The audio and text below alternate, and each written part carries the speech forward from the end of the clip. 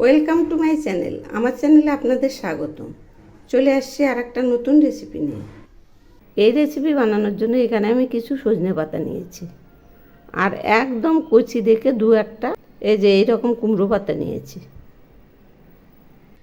এখন আমি শিলপাটায় 2 চামচ তিল নিলাম, এই যে 2 চামচ নিলাম।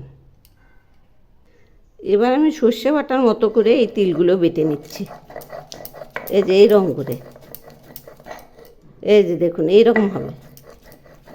এভাবেই পুরোটা বেটে নেব। এই তিল বাটা দিলে শাকের টেস্ট দারুণ হয়। বাটা প্রায় হয়েই এসছে, আর অল্প একটু আছে। বাটা হয়ে গেছে।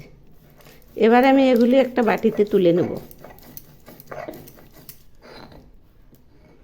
এই যে দেখুন এইরকম হবে, একটু আদা বাটার মতো। আর এই রান্নাতে দেওয়ার জন্য এখানে আমি 4 রকমের সবজি কেটে নিয়েছি। এখানে আছে শসা, আলু, ওপাশে পটল আর বেগুন। এই কয়েক রকমের সবজি আমি কেটে নিয়েছি, এইরকম ডুমো ডুমো করে কেটে নিয়েছি। এখন আমি কড়াইয়ে 4 চামচ সরিষার তেল দিলাম, আর ফোড়নের জন্য দিচ্ছি সামান্য একটু কালো জিরে। এবার আমি দিচ্ছি থেতো করা কয়েকটা রসুন আর ঝুরি করা একটা পেঁয়াজ, আর এর সঙ্গে দিচ্ছি এই কেটে রাখা সবজিগুলো।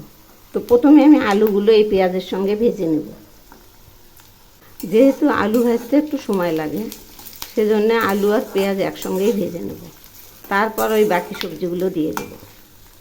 দেখুন আলুগুলো ভাজা প্রায় হয়ে এসছে, আর এর সঙ্গে পেঁয়াজও ভাজা হয়ে যাচ্ছে। এখন আমি চেরা 2টো কাঁচা লঙ্কা সহ বাকি সবজিগুলো দিয়ে দিলাম, আর দিচ্ছি স্বাদ মতো লবণ, সেই সঙ্গে দিচ্ছি পরিমাণ মতো হলুদ। এখন আমি একটু নেড়ে দিচ্ছি। এই সবজিগুলো খুব ভালো করে ভেজে নেব। দেখুন সবজিগুলো অনেকটাই মজে আসছে, আর এর মধ্যে একটু তেল চিটচিট করছে। এই রান্নাটাতে একটু তেল বেশিই লাগে, তাহলে খেতে খুব টেস্ট হয়। অনেকটাই ভাজা হয়ে আসছে। এখন আমি এর মধ্যে দিচ্ছি ওই শাকগুলো।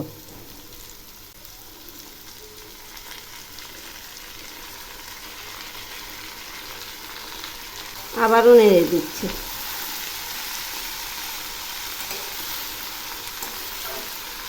এই সজনে শাক এই পদ্ধতিতে একবার রান্না করে খেয়ে দেখবেন, অসাধারণ টেস্ট। একবার খেলে ভুলতেই পারবেন না, এত টেস্টি। সবজিগুলো তো আদা ভাজা হয়ে গেছে, এবার শাকগুলো একটু ভাজা হওয়ার পালা, তাহলেই হয়ে যাবে।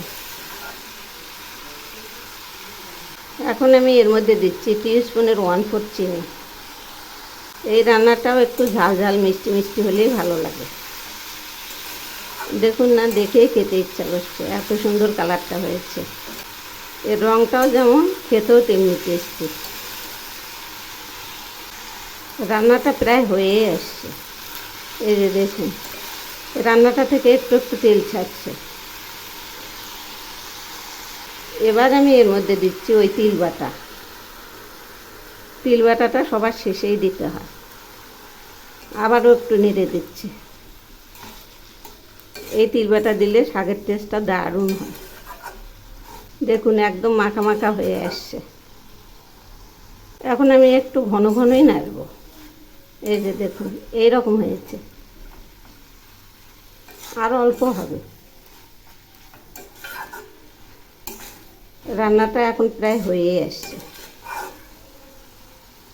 রান্নাটা এখন হয়ে গেছে। এবার আমি নেড়ে চেড়ে নামাবো। এই যে দেখুন এইরকম হয়েছে। রান্নাটা নামিয়েছি। দেখুন না কত সুন্দর হয়েছে। যদি আমার এই রেসিপি আপনাদের পছন্দ হয়ে থাকে, তাহলে এই পদ্ধতিতে একবার বানিয়ে খেয়ে দেখবেন, খুব সুন্দর লাগবে।